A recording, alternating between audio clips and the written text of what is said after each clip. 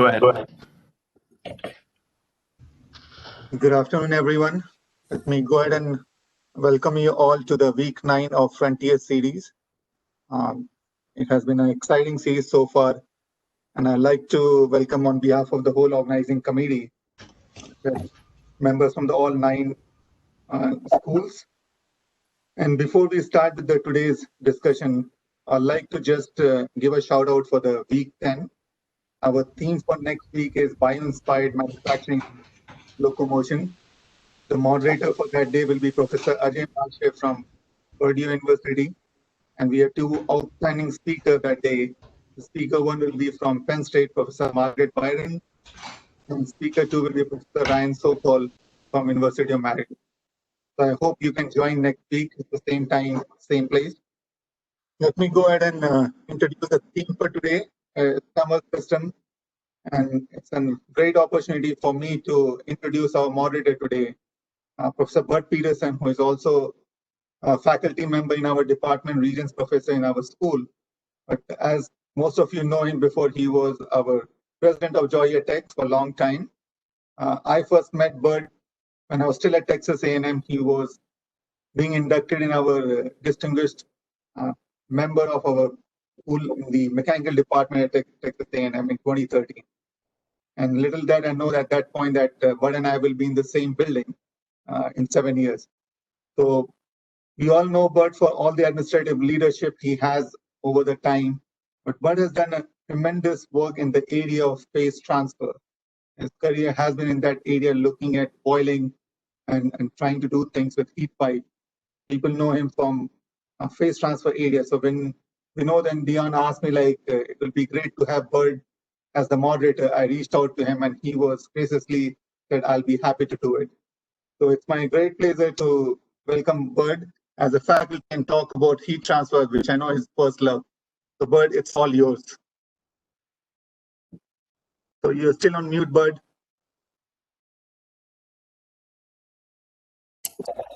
Thanks, Devesh. You think we'd figure out how to do that? I apologize. It's a great pleasure to be here. And little did I know 7 or 8 years ago when we first talked that you'd be my boss someday. But it's great to be here and to welcome everybody to the 9th in the series of this multi-university webinar. This is a collaborative effort that consists of weekly presentations by faculty from the 9 different universities that come together to share their research on a wide range of topics. The audience consists today of graduate students, postdocs, and faculty at all stages of their careers who are interested in hearing from some of the emerging stars in the fields of their expertise. This afternoon, we have 2 presentations that will focus on thermal systems. Professor Dion Antao is an assistant professor in the Mike J. Walker class of 1966 Department of Mechanical Engineering at Texas A&M, and Professor Vinod Srinivasan, the Richard and Barbara Nelson Assistant Professor of Mechanical Engineering at the University of Minnesota. Our first presenter this afternoon is Professor Dion Antao. As I mentioned, he's an assistant professor at Texas A&M University, where he leads his thermal engineering group. Dion received his bachelor's degree with honors from the National Institute of Technology and Jamshedpur, and his master's and PhD degrees from Drexel, all in mechanical engineering. Prior to joining Texas A&M, he completed a postdoctoral research fellowship at MIT in mechanical engineering in the Device Research Laboratory. His current research interests include micro and nanoscale heat transfer, energy systems, two-phase flow, thermoelectric power generation, thermal management, and energy conversion systems.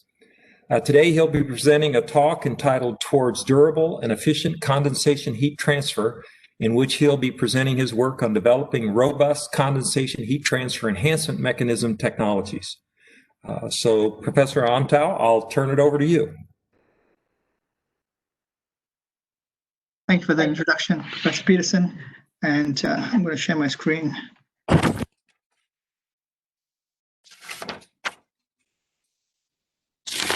Okay. Well, once again, thank you very much for that introduction, Professor Peterson, and a warm howdy from Aggieland to everyone here. I would like to thank the organizers for this invitation to present here at this forum and webinar series. And what I want to talk to you about today is some work that is within one of the thrust areas of our group here at Texas A&M. And it's looking at developing efficient condensation heat transfer mechanisms or techniques that are durable. So before I move forward, I'd like to basically provide a brief introduction about myself, because as you'll see through this talk, I've been fortunate to be given opportunities in different areas within mechanical engineering, right from plasma physics and engineering for materials processing for my master's, and thermoacoustic-based cryogenic refrigeration for my PhD work, and then liquid vapor phase change heat transfer at Evelyn Wang's group at MIT. Which means I have a very diverse and eclectic bunch of research interests, which I've sort of managed to get within one umbrella of thermal engineering for energy systems.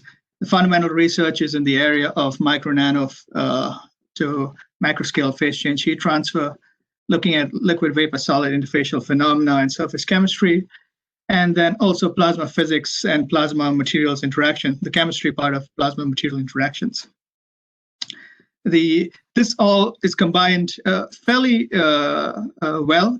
It's a melting pot in a sense within the applied work that we do, which ranges from active thermal management of electrical and electronic systems, which we are looking at some of these plasma aspects for the enhancements, enhanced condensers for power generation and thermal management systems, which will be the bulk of this talk, plasma modification of materials, some novel metrology techniques, including non-contact measurements, and I put this within quotes, and you'll see why a little bit later, because I'll briefly introduce, if there's time, some of our really new work on these novel metrology techniques using plasmas, and of course, enhanced separations.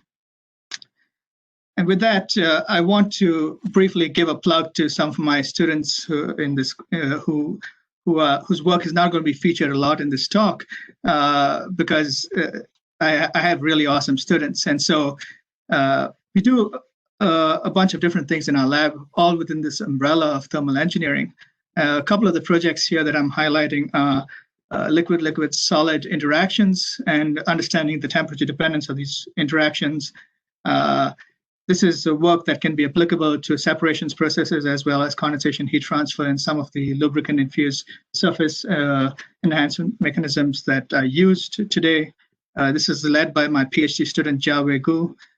She's working on doing temperature-dependent measurements of interfacial and surface tension, surface energy as a function. Yeah, so temperature-dependent measurements for not typical temperature-dependent measurements, but understanding and measuring the different components of surface tension and surface energy, looking at the Lifshitz-van der Waals and the Lewis acid-based components of the surface tension and their temperature dependence. And then some work with collaborators within mechanical engineering. And this is a project funded by the Department of Energy, collaborators being David Stack, Alan Palazzolo, and Bruce Tye in mechanical engineering. And we are looking at what is essentially a rapid lightning discharge in water. And that rapid short time scale plasma discharge generates shock waves that can be used to pre-stress rocks and induce fracture within these rocks. And we are targeting applications within geothermal energy drilling, though in fact it can be used for any drilling or rock reduction of any hard surface. Two other projects that are in this lab, and I'll briefly touch upon the optical diagnostics in this talk. But the idea here is to use non-thermal ultrafast plasmas for metrology in phase change heat transfer systems and experiments, specifically temperature measurements of the vapor phase, as well as species detection of, in the case of contaminants or non-condensable gases in these systems. And finally, some work the optical diagnostics work is led by my master's student, Karan Jacker, and the enhanced phase change heat transfer work that will be the focus of this talk is led by my PhD student, Ruisong Wang. And we look at engineering surfaces right from the molecular scale right up to the macro scale to enhance phase change heat transfer. And this engineering could be in surface structuring or using coatings. Give you a brief outline because, as I said, I'm going to be talking about, if time permits, two very different areas, looking at elucidating condensation-mediated coating degradation mechanisms and developing this fluid-agnostic condensation heat transfer enhancement technique, which will be the bulk of this talk. And I have a couple of slides on this novel optical metrology for phase change systems using ultrafast localized plasma discharges. So first, starting with condensation heat transfer. Why do we want to enhance condensation heat transfer? Phase change and condensation, which is part of the phase change, liquid phase change processes, is ubiquitous, right? It's in nature, where our water cycle depends on evaporation, condensation, precipitation, sublimation, etc. Our lives depend upon this water cycle. And you go to more man-made technologies. So talking about water purification and water capture. And I saw one of my colleagues here from when I was at MIT, David Wasinger, who does desalination work. And if you're looking at thermal-based water purification techniques, or even water capture from the ambient, which is the example I've shown here in the figure, you do need to convert that or transform that pure water vapor phase down to a potable liquid phase. Same goes with thermal management, where you're talking about either thermal management of electronics or electrical systems, or building and house thermal management, where condensation in these two-phase heat exchangers is really important. And finally, taking a look at electric power generation systems. And these could be traditional systems where you have a fossil fuel-powered Rankine cycle, where the condenser plays a crucial role in this closed cycle, as well as a geothermal system where our spark technology is what our spark technology is targeting, basically. And you basically take a fluid, in this case steam, or it could be a hydrocarbon in an organic Rankine cycle. You provide energy to it. It forms a vapor phase, goes through a turbine, and generates electricity with an electric generator. And that working fluid has to be recondensed in some form of condenser or cooling tower. And so condensation plays an important role in a whole host of systems. And in fact, if you take a look at this plot on the bottom right of the screen here, you'll see that of the different enhancement techniques that are available to you, enhancing condensation heat transfer performance gives you the highest boost in net efficiency of any other enhancement technique. And so understanding how you can enhance condensation heat transfer in a robust and durable manner is important. So let's take a little bit of a step back and understand how do you enhance condensation heat transfer. So traditionally, you'll form, in most applications, most systems, you form a liquid film on the condenser surface, which could be a metal or metal oxide. And whether your liquid is a relatively high surface tension fluid like water or a low surface tension fluid like a hydrocarbon, you'll form this thin liquid film, which creates inefficient condensation heat transfer modes. If you add a coating to the surface, you can transition to what is called the dropwise mode, where you're coating this low surface energy coating, which works typically for fluids such as water, but not so much for low surface tension fluids such as hydrocarbons, where you promote this dropwise condensation mode, where you have increased or enhanced heat transfer. Now you can add a nanostructure plus the coating, and you can transition to a sub-mode within dropwise condensation, which is called this jumping droplet condensation mode, where droplets self-eject from the surface. They don't require or don't need gravitational forces to remove themselves from the surface or shed from the surface, and you have increases in heat transfer coefficient. Now, yes, you have these enhancements in heat transfer behavior or performance, as you see in this plot on the bottom left, where it plots the temperature difference at the condenser surface versus the heat flux generated or heat flux produced in the system. The heat transfer coefficient is the inverse of the slope of in this plot.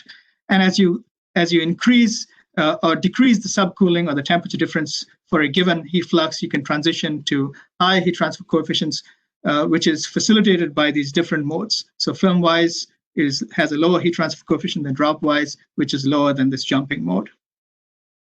Now, the problem with this dropwise and droplet mode of condensation is you require extremely thin coatings, less than 1 micron thick. And these coatings degrade, and we'll see that in a couple of slides as to why and how. Some other enhancement mechanisms are these lubricant-infused surfaces, which is what we are targeting measurements of surface tension and surface energy and interfacial energy as a function of temperature. These lubricant-infused surfaces, or LIS surfaces, or LIS mechanisms, enable you to operate in this dropwise mode of condensation even with low surface tension fluids.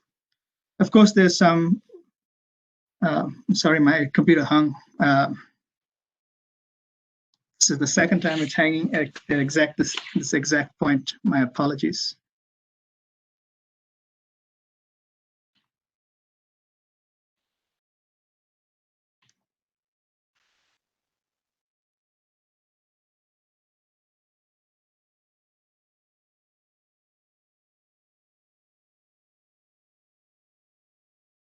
Can you hear me still?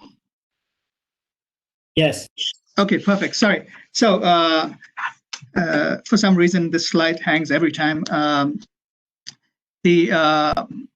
continuing on, other enhancement mechanisms include adding polymers to a high thermal conductivity porous matrix on this condenser surface to effectively increase the effective thermal conductivity of the coating. And you can go to thicker coatings that last for longer amounts of time. And finally, you can have these metal film-like enhanced tube heat exchangers or materials or heat exchanger systems that offer enhancements even with low surface tension fluids. So, which basically does not work with the low surface energy coatings. Now, as I said, these coatings in these low surface energy coatings that you use to enhance condensation behavior by promoting dropwise condensation, they fail fairly fast.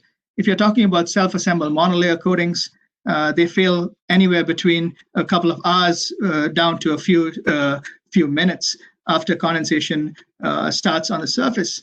And you can have higher robustness, higher durability, but when I say higher, it's relative. I'm talking about robustness on the order of a few hours to about 100 hours when you use low surface energy polymer coatings.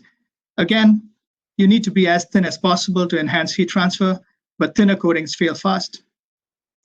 And what is surprising is that even though enhanced condensation through the dropwise mode has been known for now maybe close to or over 80 years, there's still a lack of understanding of how these coatings fail and why these coatings fail. There are a few hypotheses out there, but until recently, there's not been a lot of research into the mechanisms of degradation. And if you look at this plot here, which plots the heat transfer enhancement as a function of the robustness, you'll see that there are literally about 10 to 12 papers that exist out there where heat transfer measurements were made, along with testing the long-term durability and robustness of these surfaces. And when I say long-term, I'm talking about what would be used in a typical power plant that's tens of years, right? And of course, we cannot do experiments in academia for tens of years. You can perform accelerated tests even for short amounts of time, even up to a few months. And even these studies are lacking in the literature, to my knowledge. And so what we're doing in my group is, and this is one of the aspects, we are trying to understand how these coatings fail. And we've picked two material platforms to work with. One is silicon, the other is copper, which is typically used in condenser materials, rather than an example of a metal. And we're trying to understand how these self-assembled monolayer or SAM coatings fail. And so this is some ongoing work, and that's the reason I'm only showing very few results on this aspect for now. But what I wanted to stress here on the slide is that we've been able to understand why these coatings fail through our preliminary work. So as an example, if you take a look at the right on this right side of the screen, where you have this copper surface which is coated with this perfluorosilane SAM. At the start of the experiment, when copper surfaces are coated with this SAM, they exhibit pure, clean dropwise condensation. What you're seeing in the videos below that a 5-minute sample is condensation at 3 hours and 30 hours. And both the samples in this on the left and the right were coated with the same silane SAM on the same copper substrate. The only difference is the coating, which has lasted for about 30 hours. It's starting to fail, but it's lasted for about 30 hours as compared to the coating that failed within less than an hour on the right side, is that we changed the coating procedure. So our approach is this cradle to grave approach, understanding how the coating synthesis and the coating procedures and the coating integration procedures with your substrate affect the degradation of these coatings. And so as you can see from our preliminary tests that we have done, and of course we have some ongoing tests inside our vacuum chamber on these silicon surfaces at the moment, but as you can see from these tests, we've managed to extend even the lifetime of these SAM coatings on copper by a factor of 10 at the very least. Again, yes, I say a factor of 10, but when the coatings fail on the order of 1 hour, factor of 10 is 10 to 30 hours is not that great in terms of an actual industrial application. But I think understanding these mechanisms is important, and it'll lead us to developing more robust coatings over time. Okay, so that is a very short discussion of our work on understanding from a molecular approach how these coatings fail during condensation heat transfer. What I'm going to talk about over the next few slides is what happens if you don't use a coating. How can you enhance heat transfer performance even in the Filmwise mode? And so to understand how you can enhance performance even in the Filmwise mode, consider this condenser substrate which has this thin condensate film on the surface. You can estimate ballpark a thermal resistance from 1D thermal resistance estimations as this ratio of the thickness of this film, liquid film, divided by, or the ratio of this thickness to the thermal conductivity of the liquid. If I can take that liquid film and force it to exist only, that liquid condensate and force it to exist only within a porous material on the condenser substrate, I can effectively increase the effective thermal conductivity of that film. And by doing that, I can decrease the thermal resistance to condensation. We call this the capillary-enhanced film-wise condensation mode. And for that, you need some sort of porous media on the condenser surface. The porous media could be these wire mesh porous media. It could be micropillars or nanopillars if you're using flat heat pipes or vapor chambers, or it could be these enhanced tubes that exist in current heat transfer systems.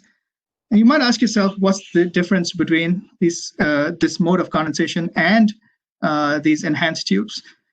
And the difference is that in this capillary-enhanced film-wise condensation mode, we need to contain the liquid condensate within this porous layer. What happens in traditional systems is that once the liquid fills up this porous layer, it starts forming a film even above that porous layer. And so you automatically transition to traditional film-wise condensation where the heat transfer coefficient is still low. The key here is active condensate removal. And this active condensate removal could be through gravity effects or a liquid pump. We developed a one-dimensional modeling methodology for this, where we accurately predict the liquid-vapor interface shape in this porous media. And we'll see that this accurate prediction of the shape is important to accurately predicting the performance of these systems. We validated this modeling methodology for evaporation, but it's applicable also for condensation because it just changes the mass balance in the system. We use the Brinkman equation to solve for this porous media flow. And it's similar to Darcy's law, except that you have this correction factor gamma here, which accounts for the height of this, or the effective thickness of the wick, which depends on this shape of the liquid vapor interface. So if you take a look at our modeling approach, one of the key aspects that we show through our approach is that it's important to discretize this wick into multiple smaller elements, where we account for the local permeability, because the liquid vapor interface in this wick changes as a function of this condensate flow length, in a sense, or the length of the wick. And we see that if you do not do that, you tend to overpredict the performance of the system. In fact, as the wick thickness decreases, the effect of this liquid vapor interface has a pronounced performance prediction effect on this in the model. So as you go to thinner wicks, if you do not account for the liquid vapor interface shape accurately along the wick surface, you tend to overpredict the heat transfer enhancement, which is just the enhancement, which is just the heat transfer coefficient for this capillary condensation mode divided by the heat transfer coefficient for film-wise condensation. And I said this earlier, I said this was a fluid-agnostic measurement. And we'll see why, because I'm going to show you some contour plots for the predictions that we have in, for this methodology for different fluids. What I want to, before we take a look at these contour plots, I want to describe what you're going to see in these contour plots. And you're going to see is that, what you're going to see is that as you increase the wick thickness, the maximum potential for enhancements increases. That's this maximum subcooling that you see here, the black line. As you increase the wick thickness, you automatically decrease the enhancement. And this is an enhancement over film-wise condensation. Because as you increase the wick thickness, your effective thermal conductivity may stay the same, but your thickness of your layer or your composite, the fluid, the condensate plus porous media composite increases. And so as that thickness increases, your heat transfer coefficient decreases. What you can see is that you can have extremely high enhancements with this methodology over traditional film-wise condensation. These white lines that you see with the numbers are your maximum subcooling. Any combination below that line can exist for a subcooling of 30 degrees centigrade. You can have enhancements all the way from 10x right up to 22x, with higher enhancements occurring at lower wick thicknesses and lower wick lengths. And as you can see, we have okay. My apologies.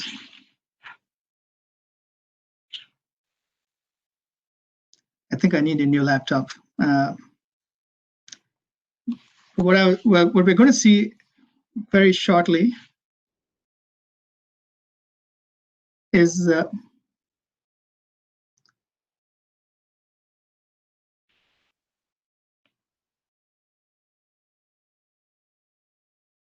I really am truly sorry about this.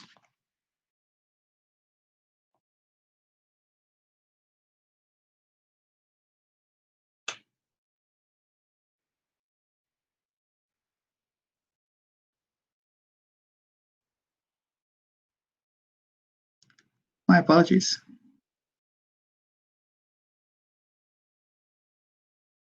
I think my laptop's trying to install some software in the background, which is unfortunate.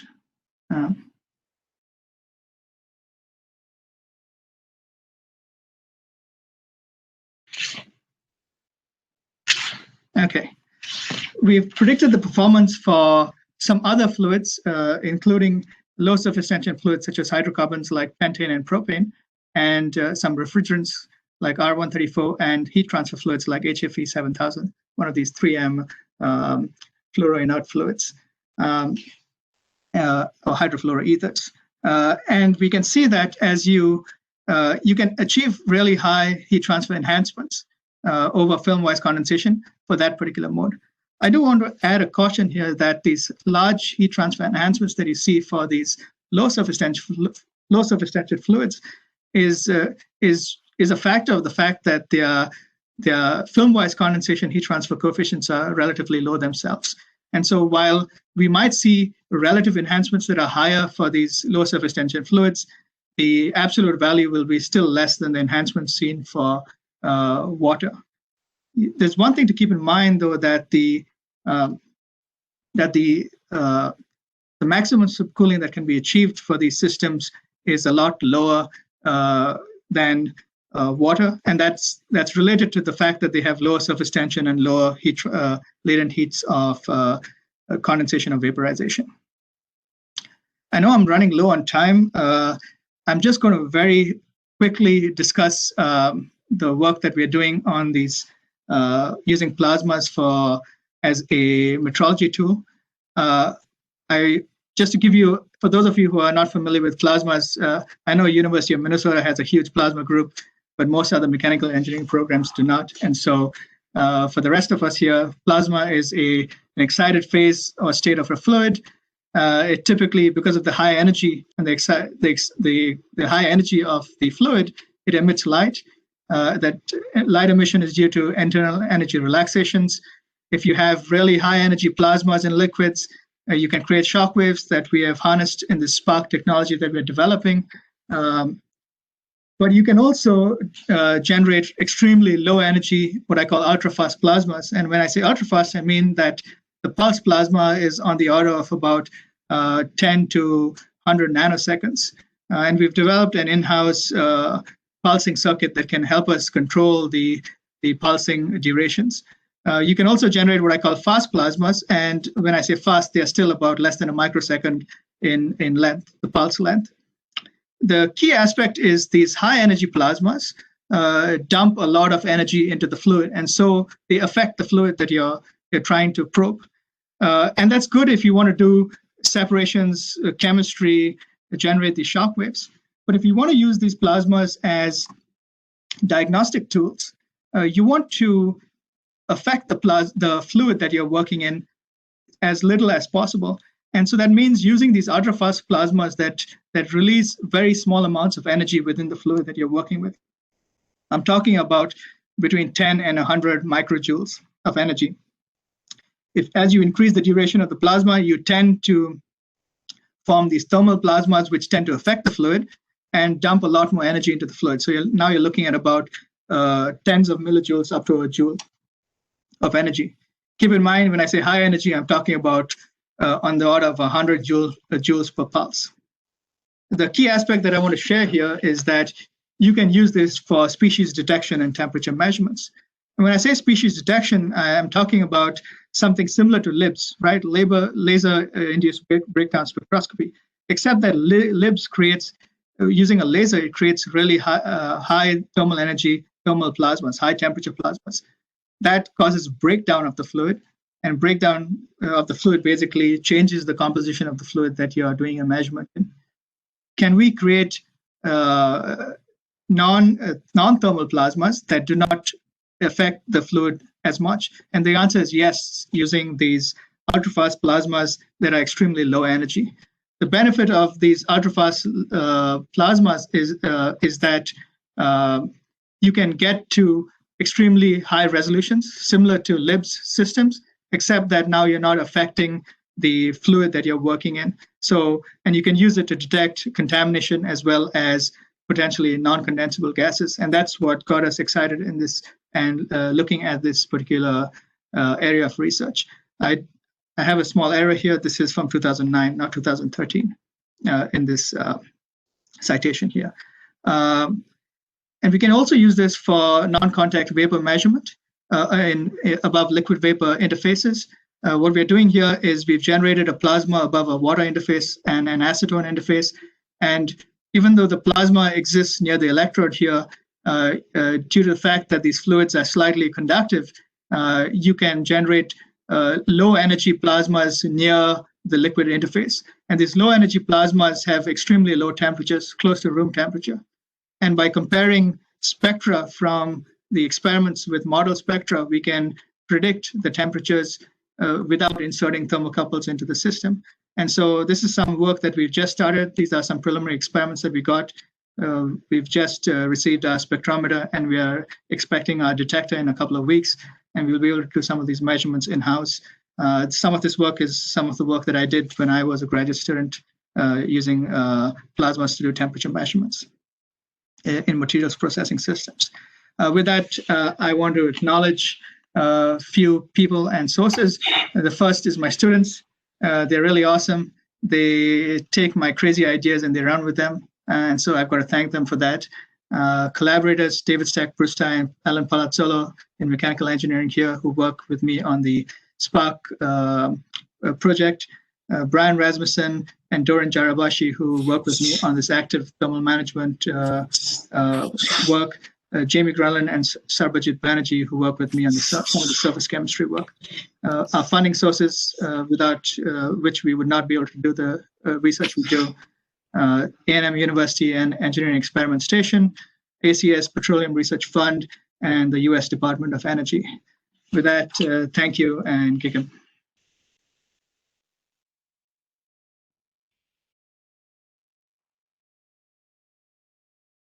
I believe we are taking questions later, right? But I believe you're muted. Yes. So, Bud, you're on mute, so you have to unmute him.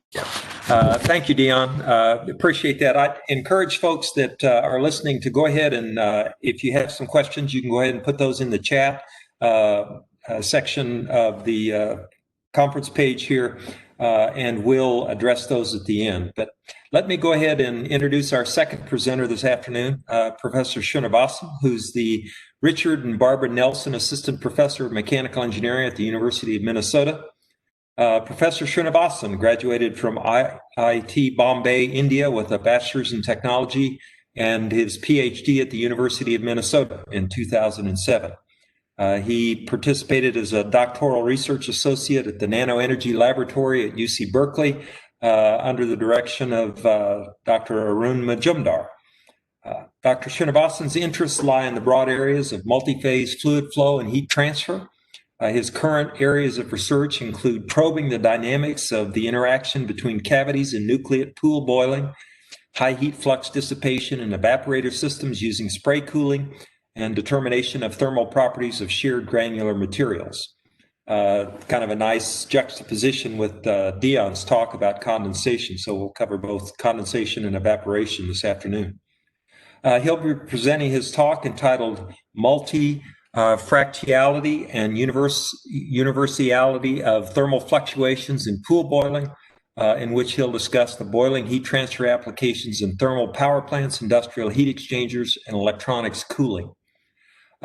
This work, if verified, will enable real-time estimation of safety margins during operations, even as the surface characteristics change in both chemistry and morphology. So with that, Professor Srinivasan, I'll welcome you to share your screen.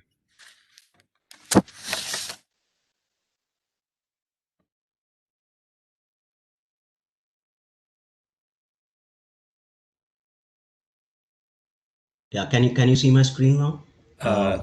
Nope. There it is. Yeah, okay.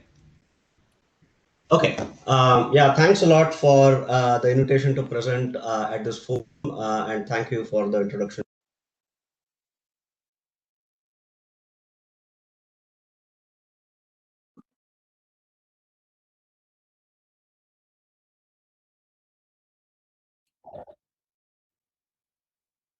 I think we lost your audio.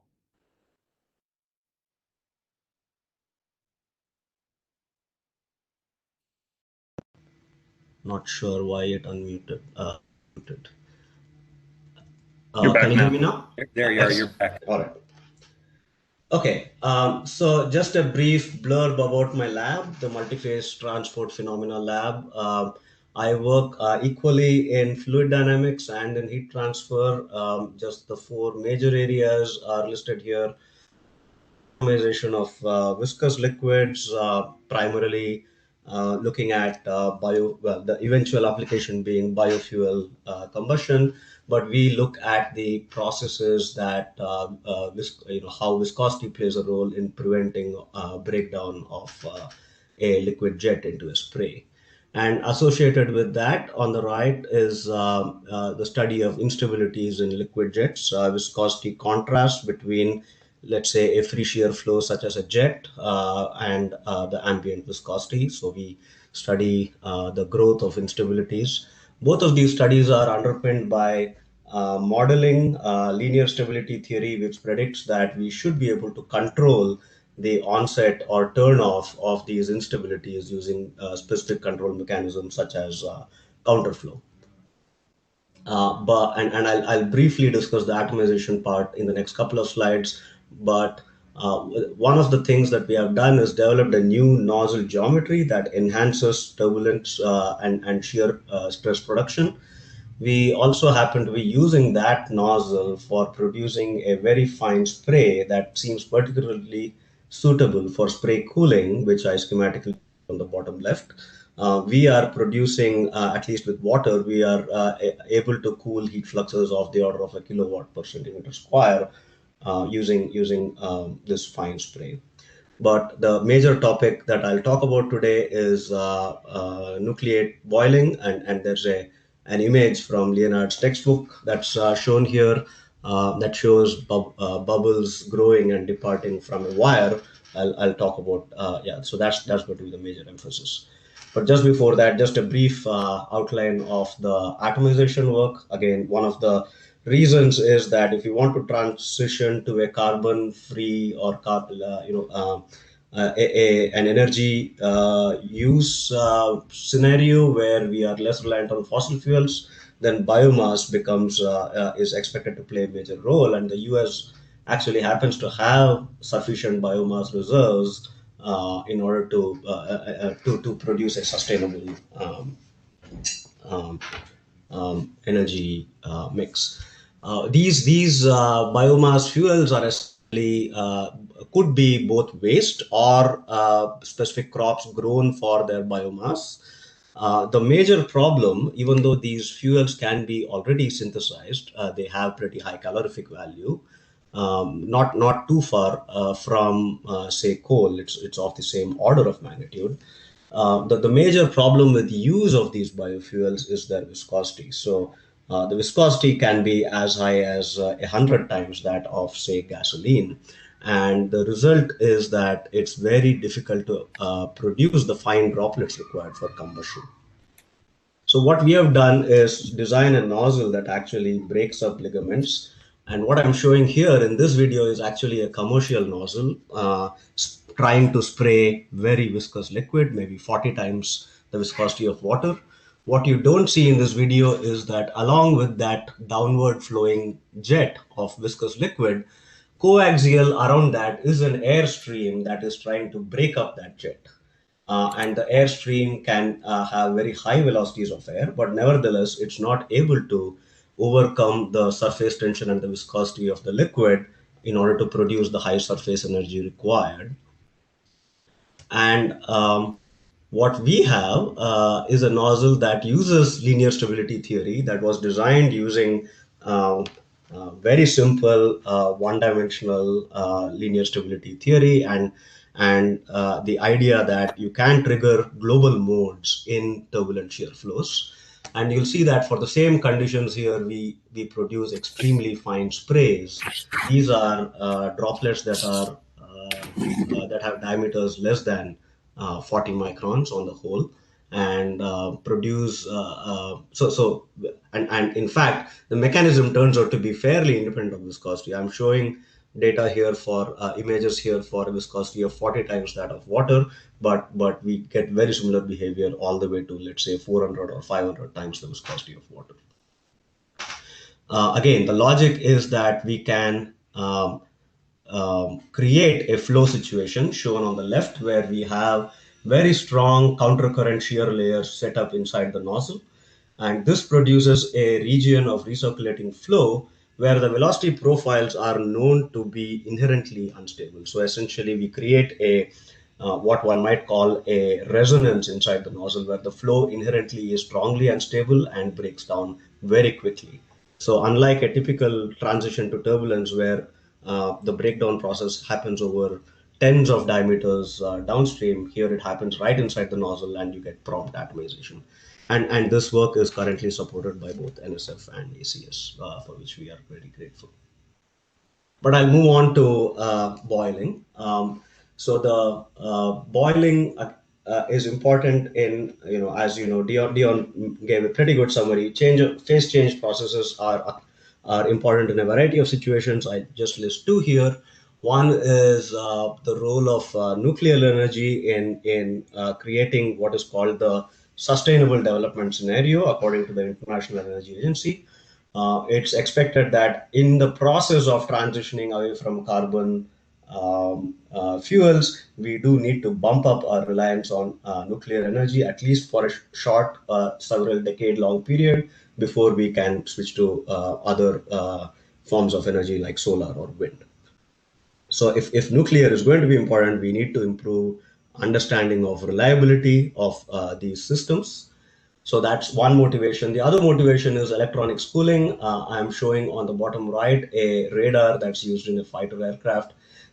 These radar, the circuits, the power electronics in the circuit can be handling as high as 1 kilowatt or maybe even 2 or 3 kilowatts per centimeter square. Currently, what people use to cool these systems are microchannels that use single phase liquid cooling, shown on the left bottom. These single phase liquid cooling channels do an excellent job, but because we are dealing with single phase, the volume of fluid required is very large, and so the systems tend to be very bulky. If we used phase change, these would go shrink and be a lot more compact. There are several issues that would need to be addressed, like instabilities, but in principle, phase change is a far more attractive option for cooling than single phase.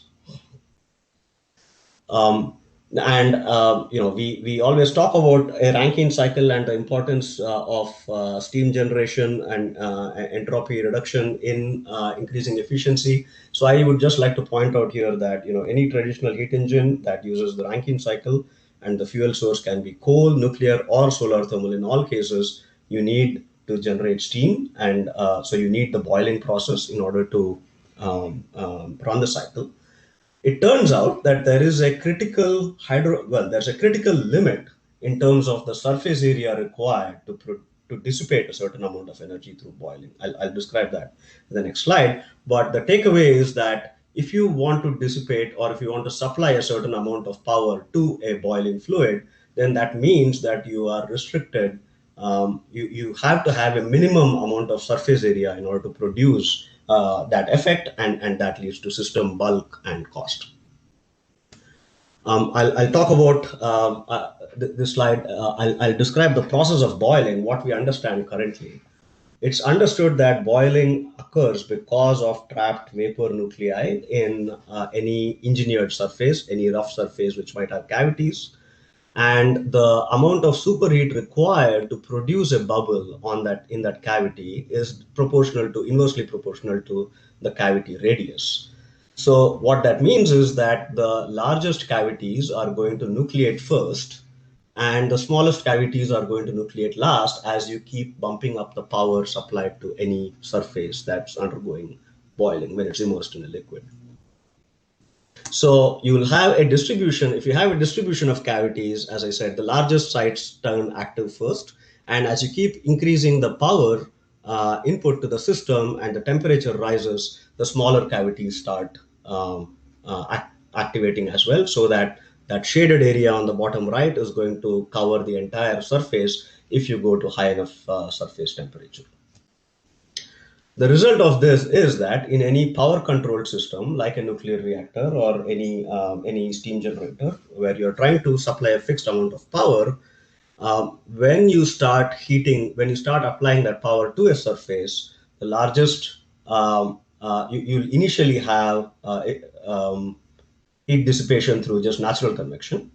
But as you start bumping up the power, you'll have bubbles forming on the surface. Initially, these will be isolated bubbles, and they will have a low frequency of departure. As you start increasing the power further, the bubble growth rate is faster than the rate at which the bubble departs, with the result that these bubbles start merging and forming what's called a regime of slugs and columns. And if you are controlling the power and you keep increasing the power, at some point, the situation goes from one in which there's a thin liquid film covering the surface to one in which there's a thin vapor film covering the surface, what's called film boiling. And there's going to be a sudden change in temperature because of the difference in thermal conductivities, and this is what we want to avoid. The critical feature here is that, I would like to consider this from a standard fluid dynamical perspective, which is that we just change the regime from a nucleate boiling regime to a film boiling regime. And the question is whether we can understand how exactly that happens. Most people would want to operate very close to the critical heat flux point where the heat transfer coefficient is the highest. But because of the unpredictability of CHF, people operate much lower on the curve, maybe with a 40% margin. And there are several theories that predict why that critical heat flux phenomenon occurs. I'm not going to go through these in very much detail, but one, the famous Zuber model essentially assumes that there are vapor columns set up due to a Rayleigh-Taylor instability where liquid is above a vapor phase, which is inherently unstable. And from this periodic vapor columns, which become unstable eventually, one can extract an expression for the critical heat flux. So what this assumes is that there is no effect of surface conditions. Another that Dr. Kandlikar at Rochester, that if you take a single bubble as it's heating up, there's a vapor recoil force that's stretching the bubble in all directions. And it's the surface tension that's anchoring that bubble. And when these two are in equilibrium, or when the heat flux is large enough that the vapor recoil force wins, then there's a vapor film blanketing the surface, and that causes CHF. And this has matched very well with measurements of the dependence of critical heat flux with contact angle. The natural extension to that was proposed by Theophanes in Santa Barbara, where he argued that, okay, if you could microstructure the surface, then your surface tension force that's anchoring the bubble is actually acting at much smaller scales, and as a result, your heat flux should go up because that vapor recoil force can be resisted to greater values of heat flux.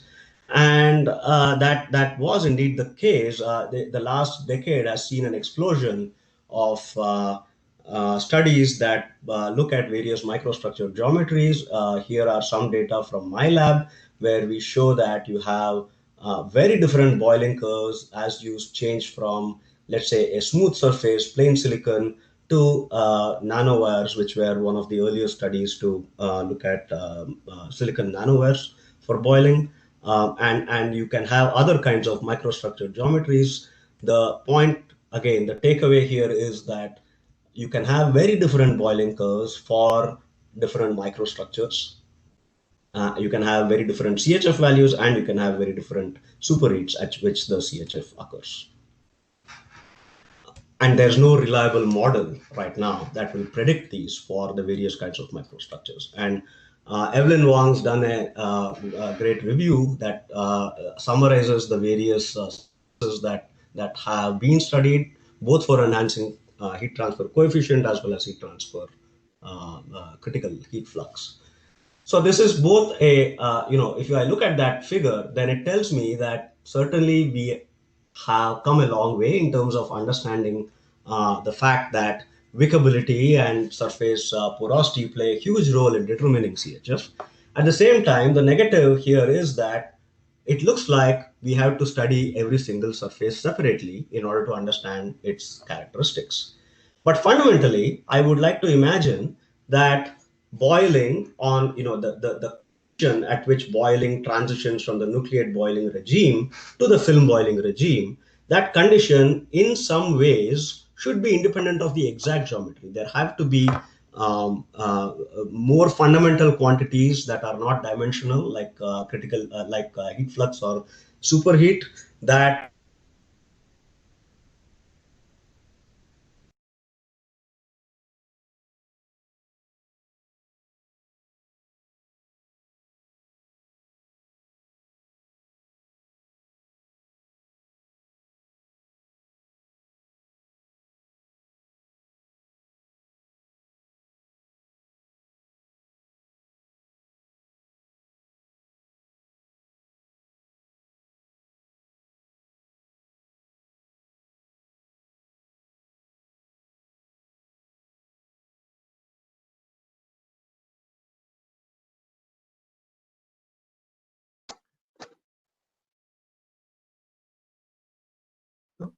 Vinod, we cannot hear you.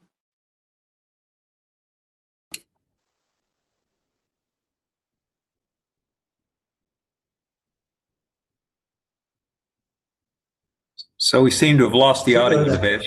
Yeah, that's what I was trying to. Vinod, can you hear us? Yes.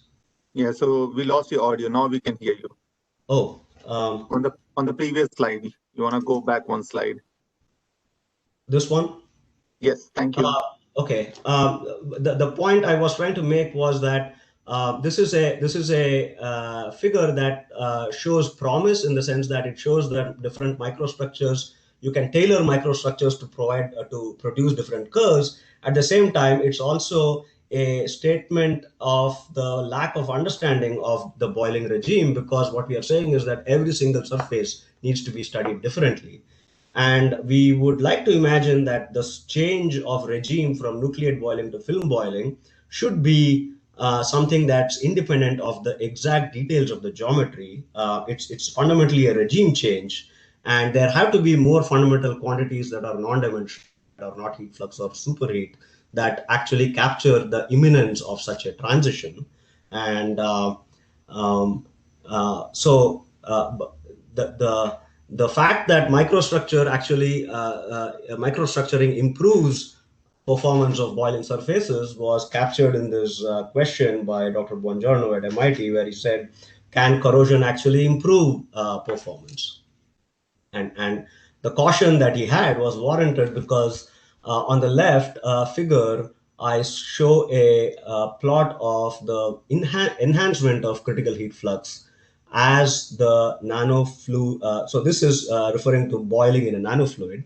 And as boiling continues, the particle thickness of the layer deposited starts increasing.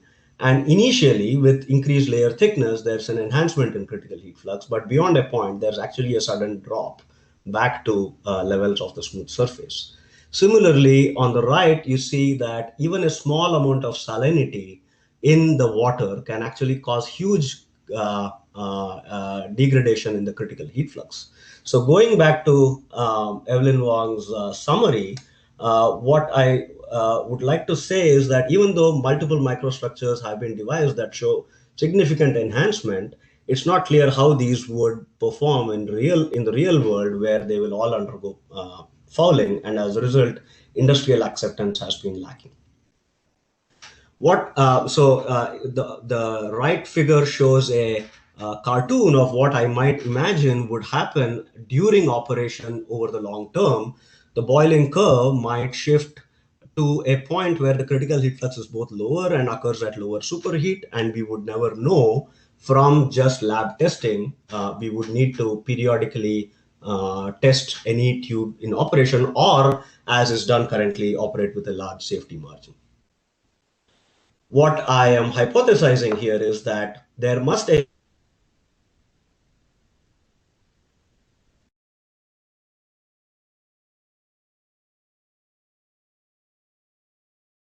We've lost your audio again.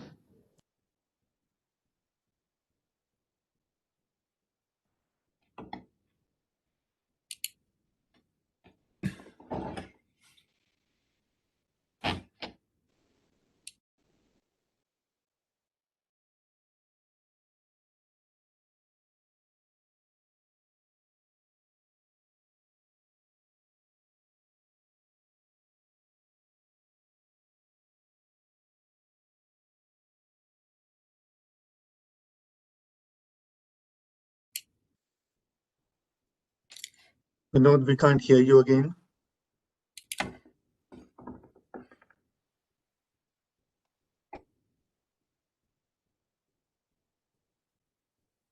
Ben, can you unmute him? He's right now muted. Yeah, I'm not able to.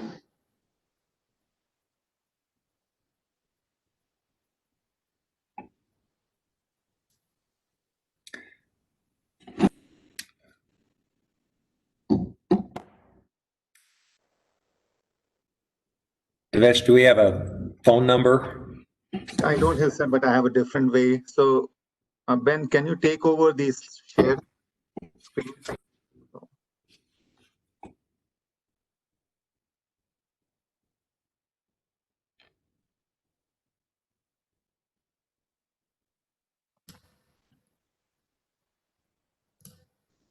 want me to take over the share screen? Yeah.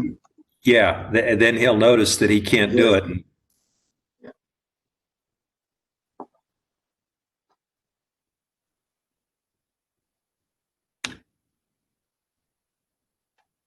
Ben, can you just write on the screen that he's on mute? Yes. Let's see.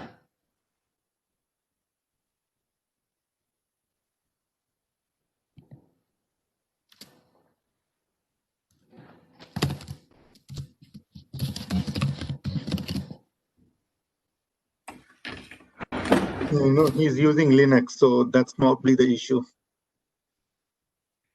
Yeah. I'm not sure why he can't hear us.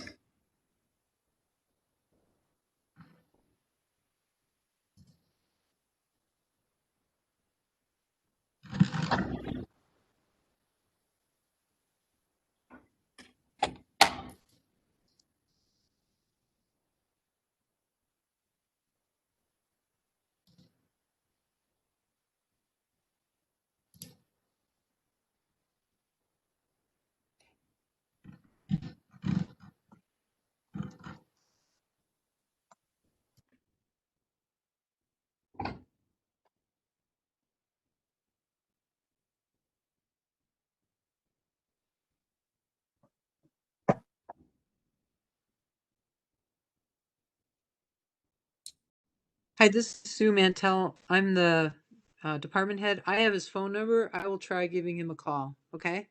Okay, thank you, Sue.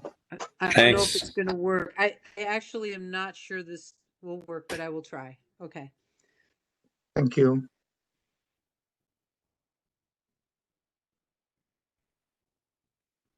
I'm assuming that since he's talking, he's not going to answer his phone. But I So hope try you can see text the share that. screen is not working. Yeah.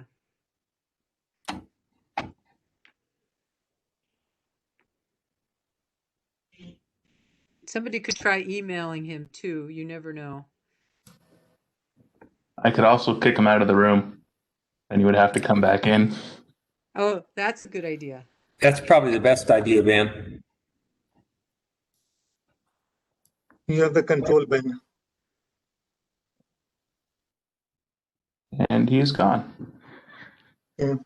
So in the time since he'll be joining, I know there were a few Q&A for Dion already there, and Dion tried to answer that. If you can read the question, because it will be good to have it on the record and it's recorded. Sure. Unless Andre and Srinivas want to ask the questions themselves, I can read it out. Yeah.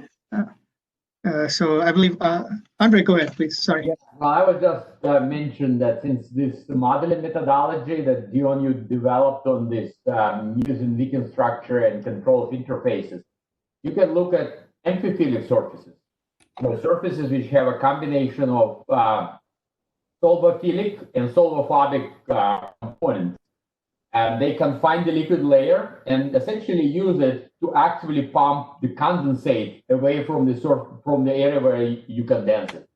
And I kind of put the reference there. It could be a good study, validation, and just generally try the algorithm and see if you can get an idea on the rate of removal that's possible, optimizing the sort of structure that would be useful, length scales of pumping. Kind of, there's a variety of things to study if such tool is really able to handle. I agree. I agree with that, Andre, and I will look into it. The key aspect of our modeling. So our modeling is similar to Bud Peterson and his student actually had something similar in a 2D format back in 2000. What we've introduced here is this spatially discretized permeability, which depends on the interface shape. And so absolutely, if you have these, in a sense, amphiphilic and maybe even biphilic surfaces, we can accurately predict the shape of the interface depending on the local surface tension forces and apply that into the model to predict its both the as you said, pushing and pulling of the condensate in different directions. Absolutely. Thank you for that suggestion. Great. Thank you. So Dion, a quick question. What are the most effective commercially available enhancement techniques? And what are the prospects for improving them? I mean, do you think?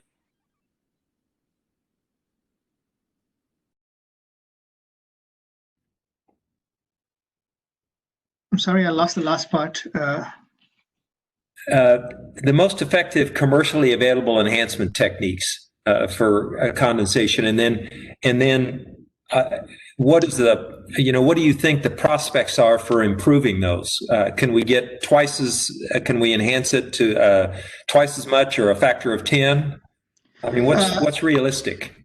So it really depends on the type of technology that you're talking about. If you're talking about coatings, I know that there are a few companies that are developing trying to develop robust coatings.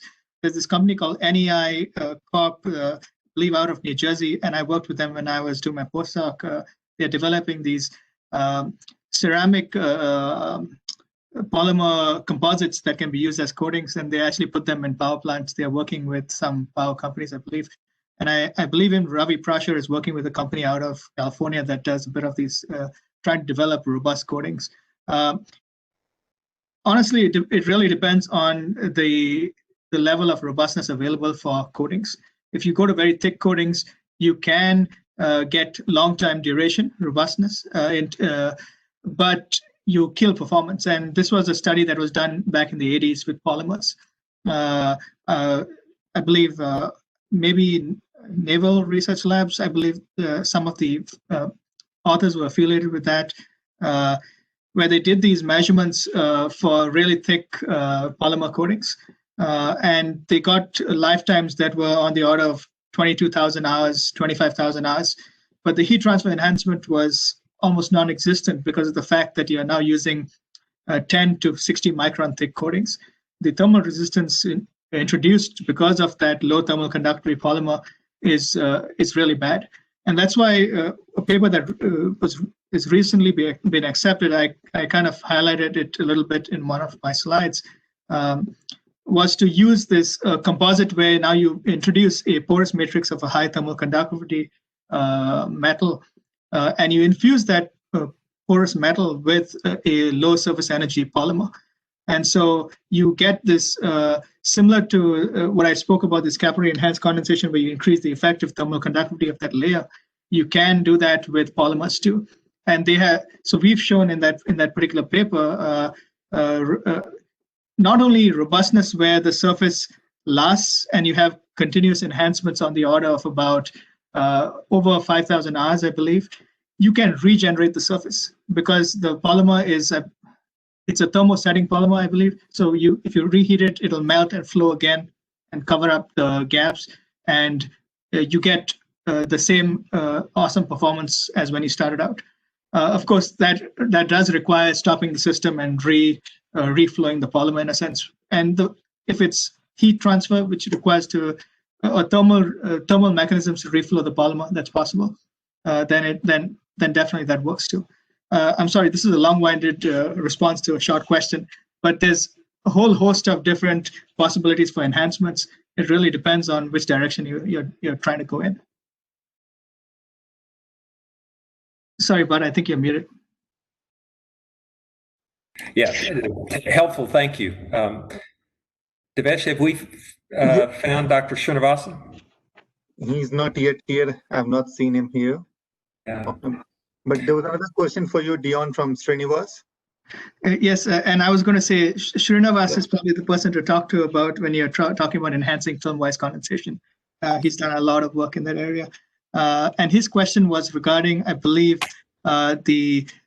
what amount of enhancement is due to the surface area of the porous matrix that we're introducing. I don't have a direct answer for that now because we don't account for it. But as I mentioned in my response to him, since we are relying on the capillary pumping to help condensate removal, along with a pump or gravity which actually pushes the condensate out of the porous media, very dense porous media, dense structures will lead to extremely low permeability and really bad performance. And so, in fact, because we are relying on capillary pumping, we want fairly sparse structures which are optimal for for porous media flows. And in that sense, the surface area enhancement is not as high as compared to dense structures where you want really high surface area and heat transfer surface area enhancement. That being said, like I wrote in the comment, we do need to insert that and check exactly how much of the enhancement could be because of the surface area of the heat transfer surface.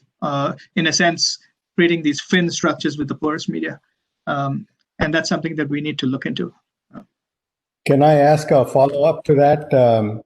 When you actually calculate your heat transfer coefficient on these surfaces, are you assuming that your pillars as well as the surface is all at one uniform temperature, or are you doing some conjugate heat transfer analysis to get at the heat transfer coefficient? Yes, good point, Srinivasan. And we are assuming it's all at the same temperature.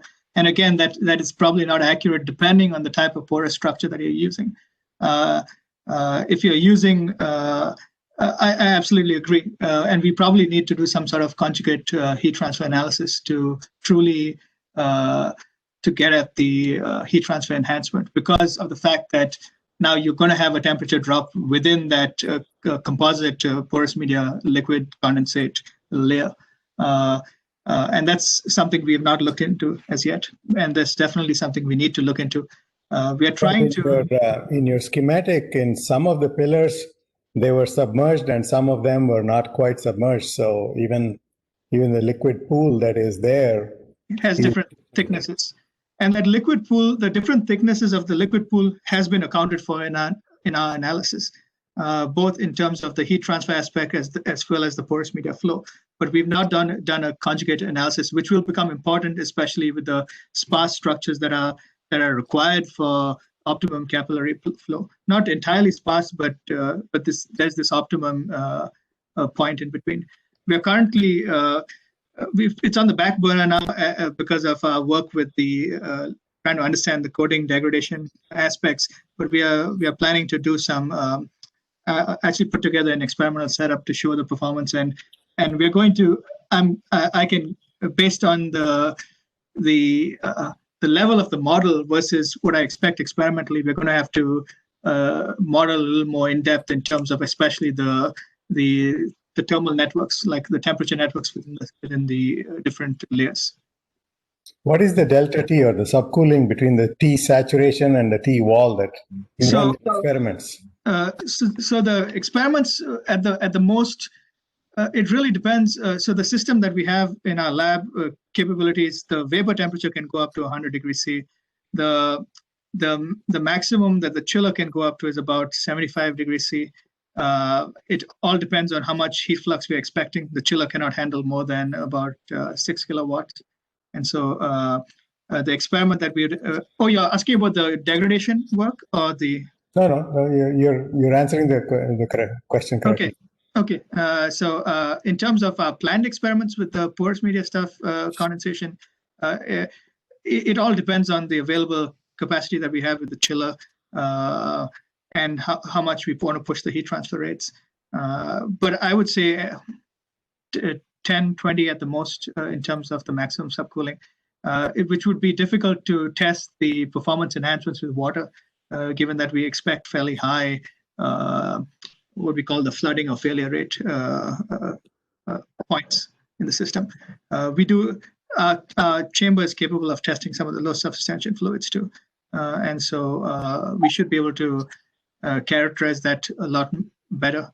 I would pick a fluid which has subcooling levels of maximum subcooling levels of at least about 5 to 10 degrees C to give us a little bit of room, because uncertainties, as you well know, and you and I have discussed this some time back, uncertainties can be fairly high in these systems.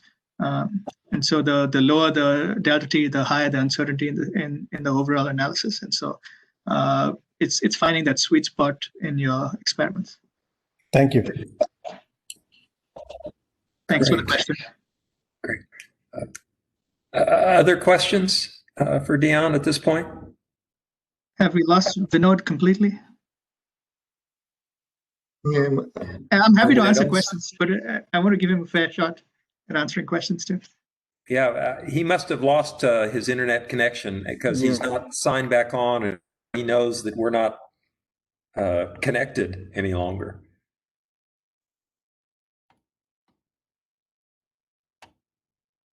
I'm happy to take any more questions if there are some. Or we can shut it down, whatever. I have some time for another 45 minutes at least.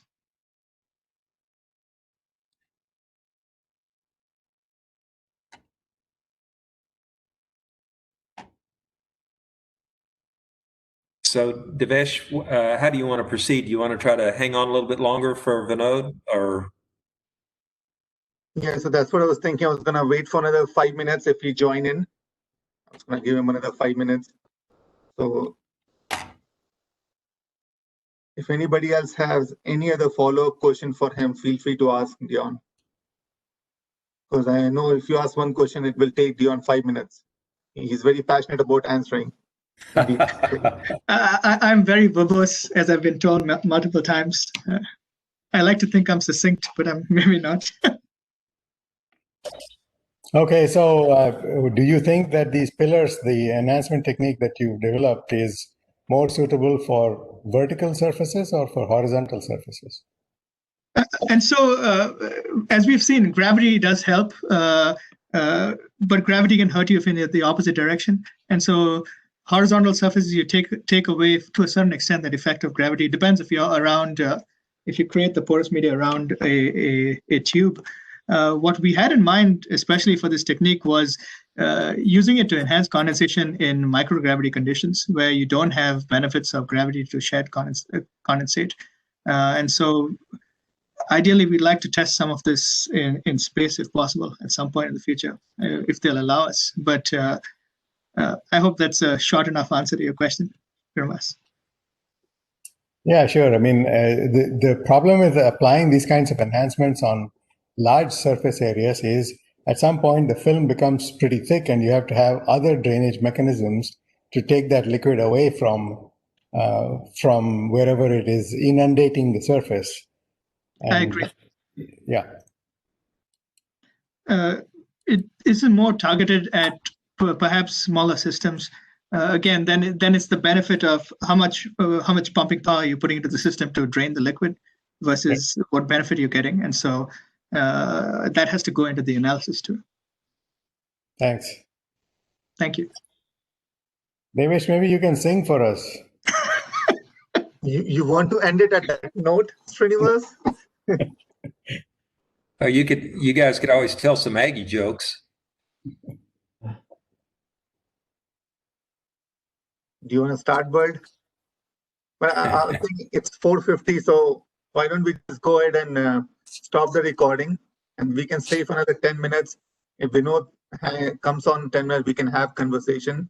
I think he was almost done with the